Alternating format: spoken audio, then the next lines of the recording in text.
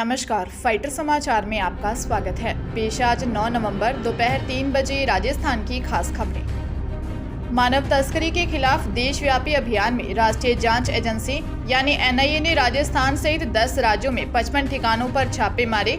कश्मीर से कर्नाटक तक की गई कार्रवाई में 44 को गिरफ्तार किया गया है। इनमें से 21 को त्रिपुरा और 10 को कर्नाटक से पकड़ा गया। वहीं 5 को असम से, 3 को पश्चिम बंगाल से, 2 को तमिलनाडु से और एक को पुडुचेरी, तेलंगाना और हरियाणा से गिरफ्तार किया गया। यह कार्रवाई एनआईए ने बीएसएफ और स्थानीय पुलिस के साथ मिलकर की है। जांच एजेंसी ने कहा, इस ऑपरेशन का उद्देश्य भारत बांग्लादेश सीमा पर अवैध प्रवासियों की घुसपैठ और भारत से मानव तस्करी सहायता नेटवर्क को खत्म करना है। मानव तस्करी के मामले में 9 सितंबर को असम पुलिस ने एक व्यक्ति को गिरफ्तार किया था। इससे पूछताछ में तमिलनाडु, कर्नाटक, राजस्थान, हरियाणा और जम्मू कश्मीर में मानव तस्करी नेटवर्क के 5 मॉड्यूल का खुलासा हुआ था। डूंगरपुर जिले की 84 थाना पुलिस ने पिस्टल के साथ सोशल मीडिया पर फोटो पोस्ट करने वाली 2 लड़कियों को गिरफ्तार किया है। दोनों लड़कियों ने स्कॉलरशिप के पैसे से बेणेश्वर मेले से नकली पिस्टल खरीदी थी।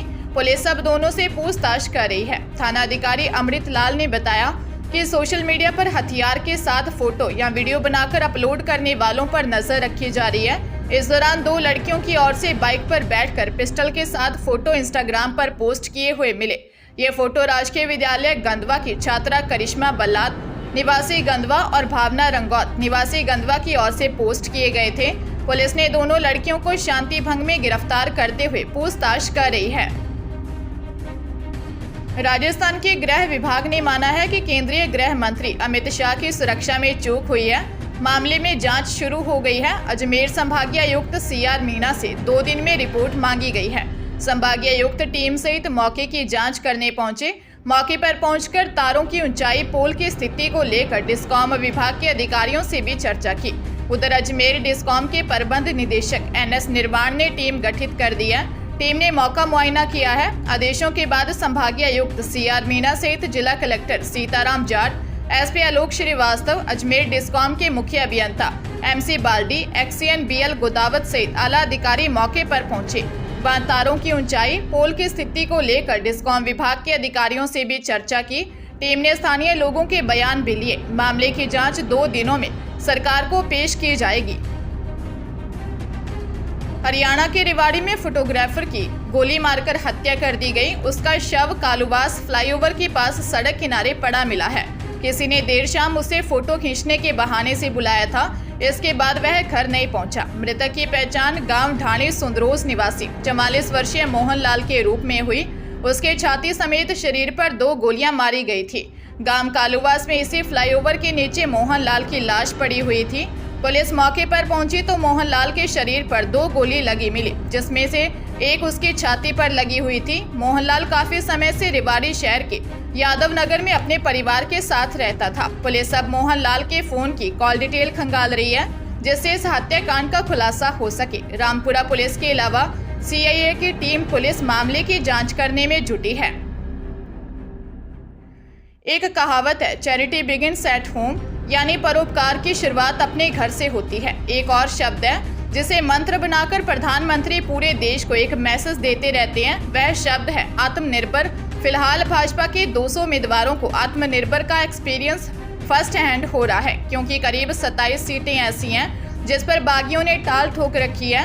उसमें 19 नेता प्रमुख हैं। केंद्रीय मंत्री कैलाश चौधरी के नेतृत्व में भाजपा ने एक डैमेज कंट्रोल टीम को बनाया है, लेकिन इस टीम का फिलहाल कोई असर नजर नहीं आ रहा। पूर्व मुख्यमंत्री वसुंधरा राजे, नेता प्रतिपक्ष राजेंद्र सिंह राठौर, उप नेता प्रतिपक्ष सतीश पूनिया, केंद्रीय मंत्री गजेंद्र सिंह शेखावत, केंद्रीय मंत्री अर्जुन राम मेघवाल, यह सब लोग अपने अपने स्तर पर बागियों को मनाने का प्रयास कर चुके हैं। उन्हें फोन कर चुके हैं, लेकिन कोई खास सफलता उनके हाथ नहीं लगी।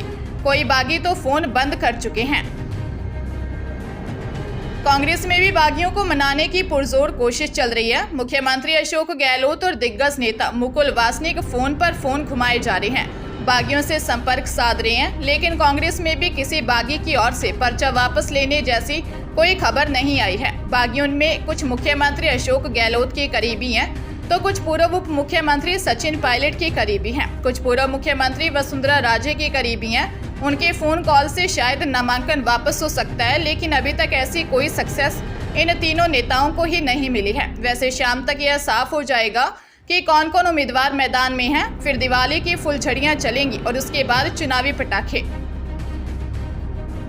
पूर्व डिप्टी सीएम सचिन पायलट टोंक दौरे पर रहे। इस दौरान कई गांवों का दौरा कर लोगों से जनसंपर्क किया। इस बीच मीडिया से बातचीत में कहा कि भाजपा राजस्थान में ही नहीं, चारों राज्यों में चुनाव हार रही है। पायलट ने ईडी आदि सरकारी एजेंसियों का नाम लिए बगैर कहा कि इसका पता इसी से लग रहा है कि बीजेपी कांग्रेस नेताओं को भयभीत करने के लिए एजेंसियों को भेज रही है, उनका दुरुपयोग कर रही है। पायलट ने कहा कि टोंक विधानसभा क्षेत्र और पूरे जिले में हमारे प्रत्याशी मजबूती से चुनाव लड़ रहे हैं। पूरी पार्टी एकजुटता से आगे बढ़ रही है। खड़गे जोधपुर आए थे, दोबारा दौरा बनने वाला है। प्रियंका गांधी और राहुल गांधी का दौरा बन रहा है। लगातार माहौल कांग्रेस के पक्ष में है। हमारे नेता एकजुटता से काम कर रहे हैं। भाजपा में कहीं न कहीं बिखराव भी है और घबराहट भी है। बिखराव तो जनता को दिख रहा है, घबराहट का इस बात से पता पड़ता है कि जब भी वह चुनाव हार रही होती है तो एजेंसियों को भेजती है।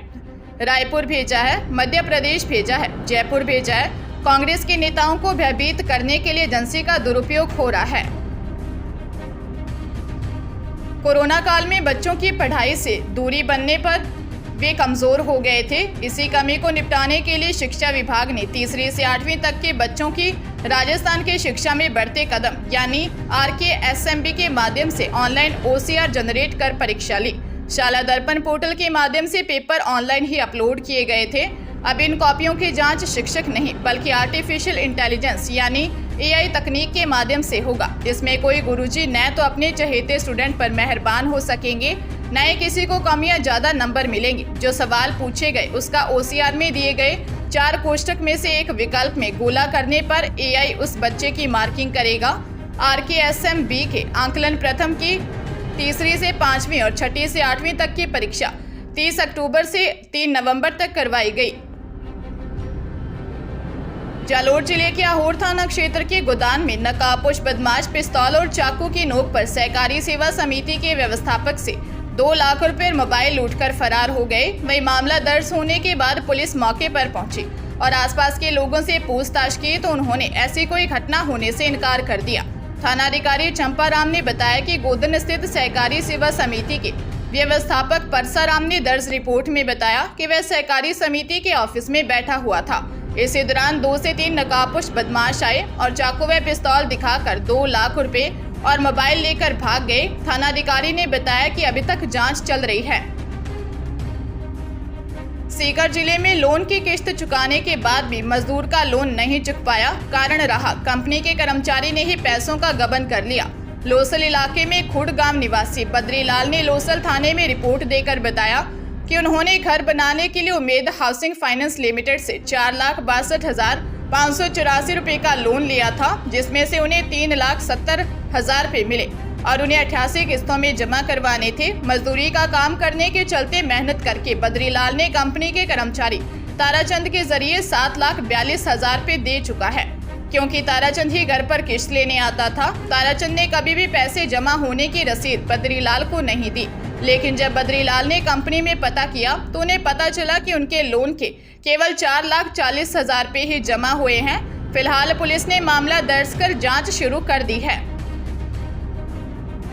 अलवर जिले के भिवाड़ी में चोरों का आतंक बढ़ता जा रहा है। रात को अलवर बाईपास पर अवलोन गार्डन आवासीय सोसाइटी के शिलेंद्र कुमार के सोने फ्लैट में घुसकर चोर एक सोने की चेन, सोने और हीरे की एक अंगूठी, एक सोने की अंगूठी जेंट्स, 4 कान के झुमके, 4 लेडीज सोने की अंगूठी, 2 हीरे की अंगूठी, 2 कान के टोपस चोरी कर ले गए, जिनकी कीमत करीब 8 लाख रुपए थी। इसी तरह जालोर जिले के भीनमाल शहर के पिपली चौक बाजार में रामदेव ज्वेलर्स की दुकान में दुकानदार संजय सोनी को बातों में लुझाकर करीब 3 लाख रुपए की ज्वेलरी चोरी करने का मामला सामने आया है।